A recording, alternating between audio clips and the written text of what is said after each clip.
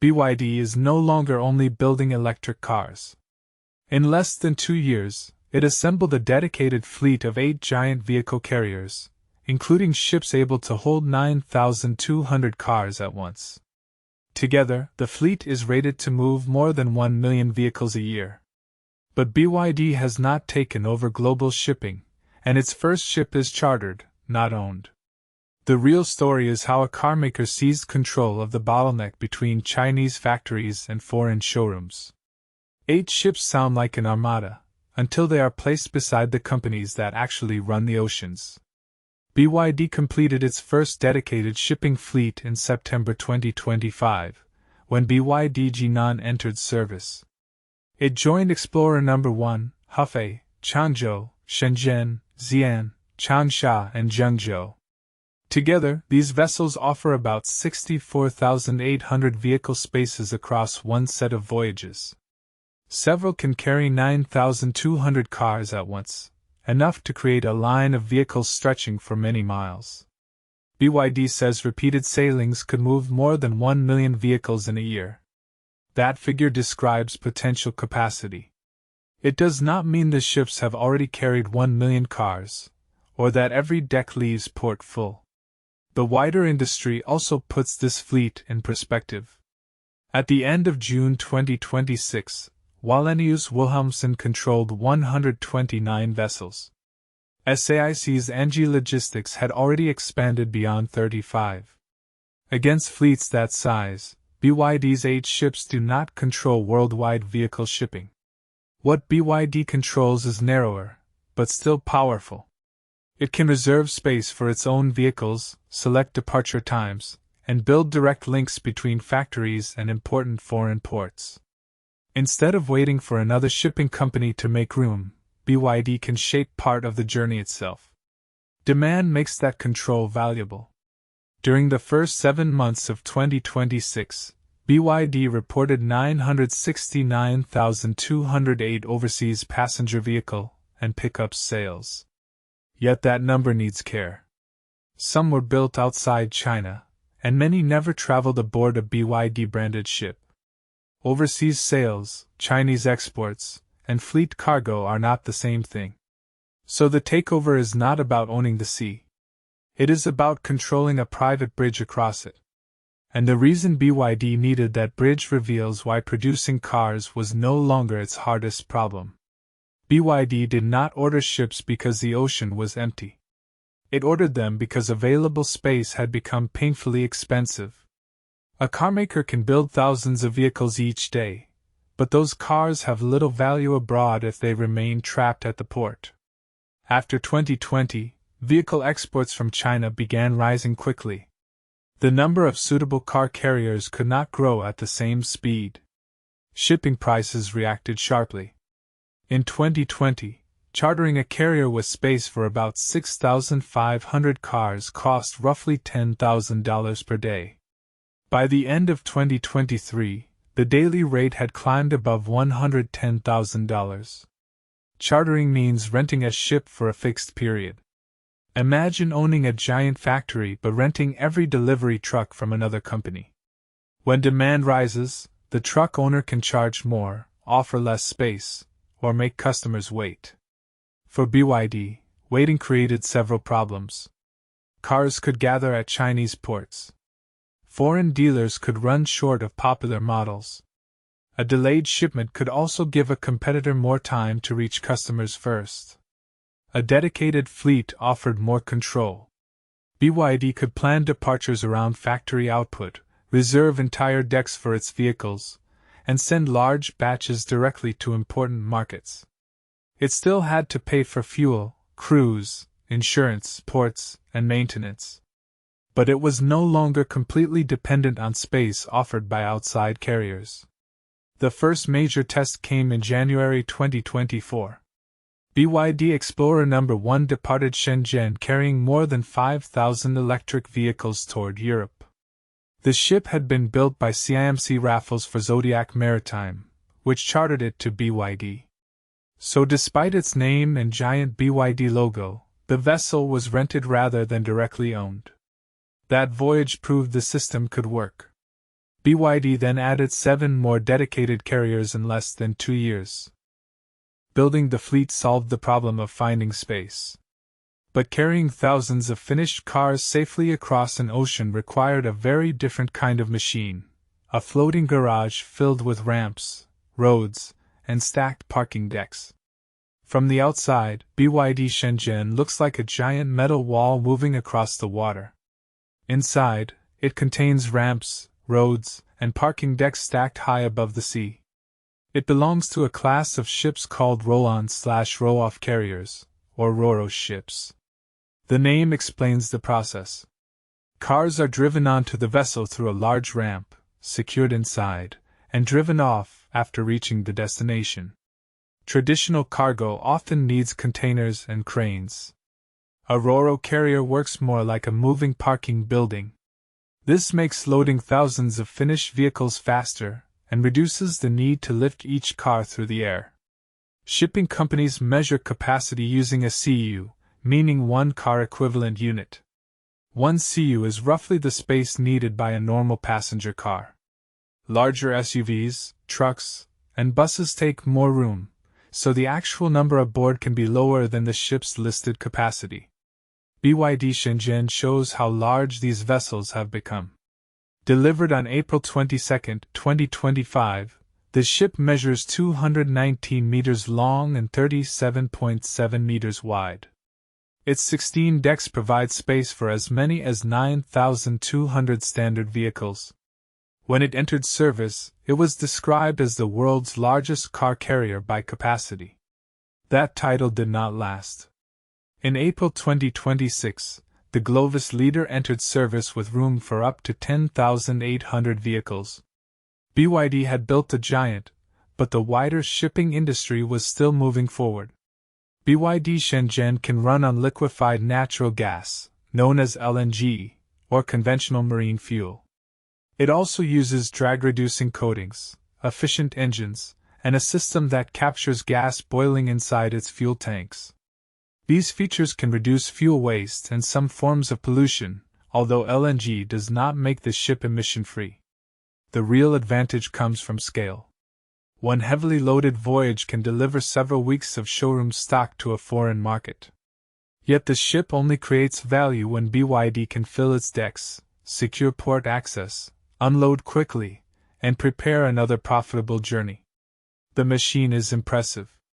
But its true importance becomes clearer by following the cars after those giant ramps close, from China toward Brazil, Europe, Southeast Asia, and beyond. The clearest proof of BYD's shipping strategy is found thousands of miles from China, where entire ports have received its cars in a single arrival. In May 2024, Explorer No. 1 completed a 27-day journey from China to Brazil. It reached the port of Swap carrying 5,459 vehicles. At the time, it was the largest shipment of cars the port had ever received.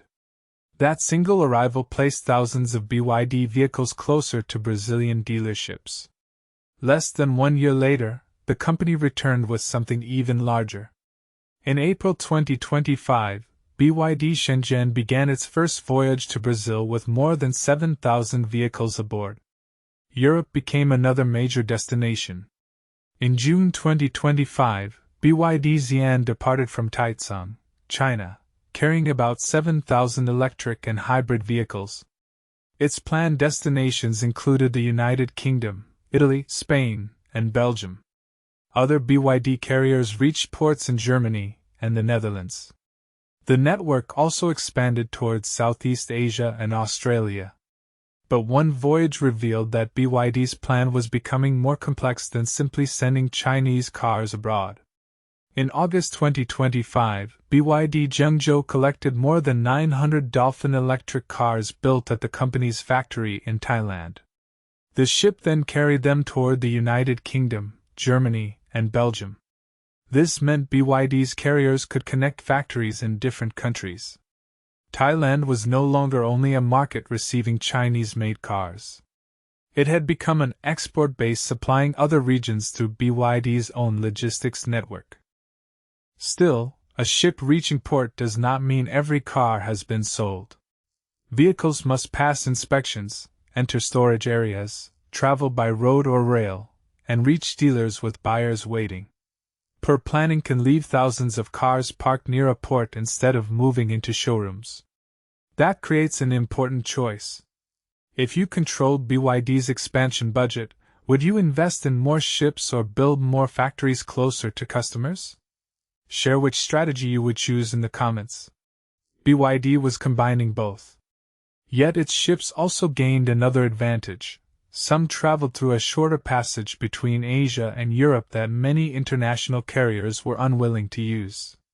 The biggest advantage may not be the number of cars aboard. It may be the 14 days the ship does not lose. The Suez Canal forms a shortcut between Asia and Europe. Ships travel through the canal and the Red Sea instead of sailing around the entire southern coast of Africa. When security threats make the Red Sea too dangerous, carriers often turn toward the Cape of Good Hope. That detour can increase the journey by about 25% and add as many as 14 days. 2 extra weeks matter. The ship burns more fuel. The crew remains at sea longer. Cars arrive later, and the vessel must wait longer before beginning its next journey. Those costs are eventually carried by the automaker, dealer, or buyer. Many shipping companies began avoiding the Red Sea after attacks on commercial vessels increased in late 2023. Yet BYD's dedicated carriers followed a different pattern. BYD Hufei and BYD Xi'an made documented passages through the Suez Canal in 2025. Shipping analysis published in May 2026 found that BYD vessels had continued using the route on some journeys between Asia and Europe, while many large international operators were still sailing around Africa. That does not prove BYD's ships are safe from attack. No government, armed group, or BYD representative has publicly confirmed a special protection agreement. Insurance conditions can change, and one new attack could make the shorter route too dangerous for any crew. The evidence shows something more specific. Because BYD controls dedicated vessels, it can make certain route decisions without waiting for an outside carrier to change its wider global network. That is the real midpoint answer. BYD did not gain ownership of a public shipping lane. It gained more control over when its cars leave, which route they follow, and how quickly they can reach foreign showrooms. Subscribe for more fact-check stories about the hidden systems shaping the global auto industry. Still, control does not guarantee profit. A 9,200-car ship can become an expensive burden if its decks are partly empty, its fuel bill rises, or foreign demand falls. And BYD's rivals operate fleets far larger than 8 ships. A ship that can hold 9,200 cars can still lose money if too many decks sail empty. BYD says its 8 carriers can support the movement of more than 1 million vehicles each year.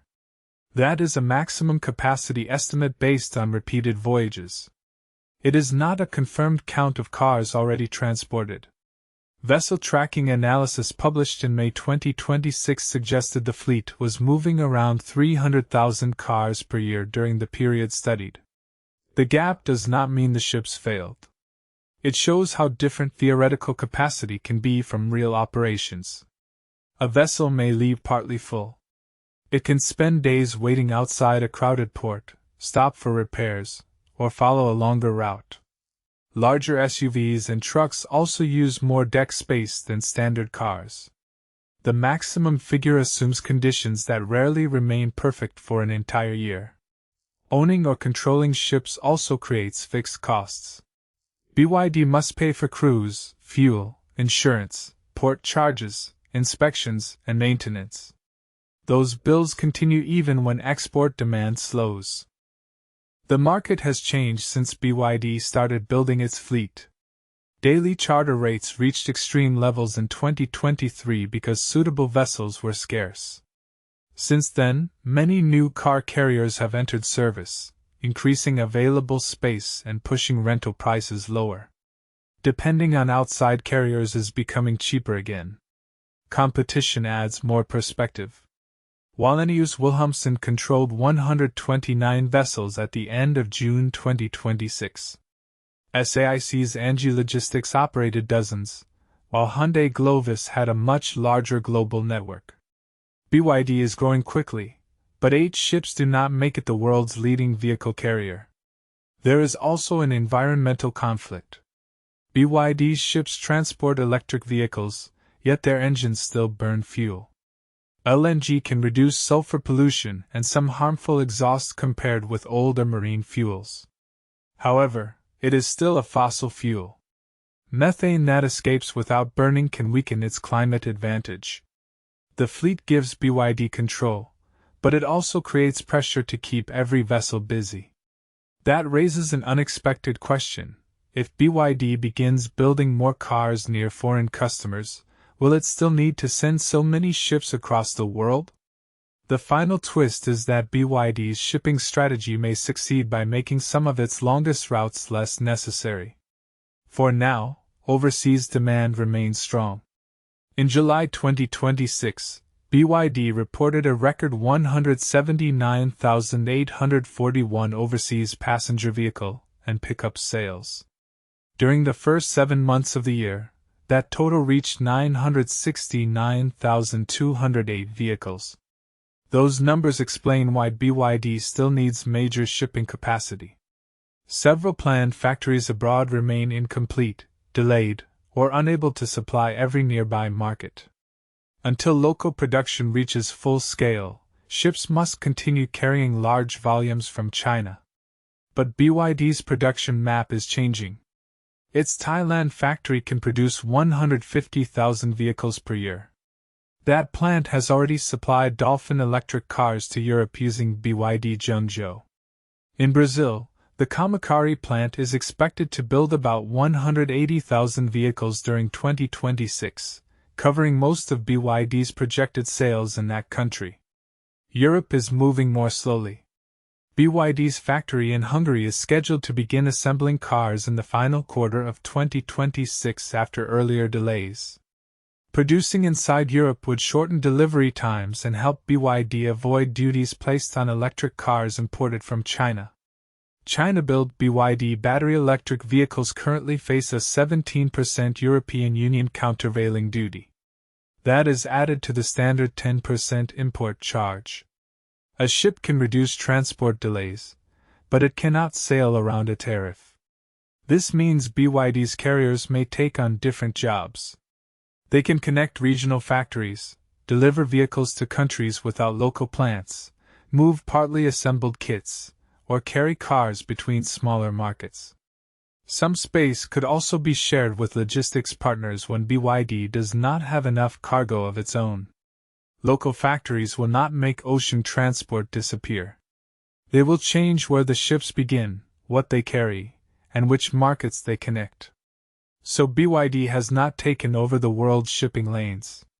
The evidence shows something more focused, and more important. It has gained control over a fragile bridge between factory output and foreign sales. That bridge helps BYD turn cars built in China, Thailand, Brazil, and eventually Europe into vehicles available in showrooms around the world. If this story changed how you see BYD's global rise, like the video and share it with someone following the electric car race. The real contest is no longer only about who builds the best car. It is also about who can deliver it.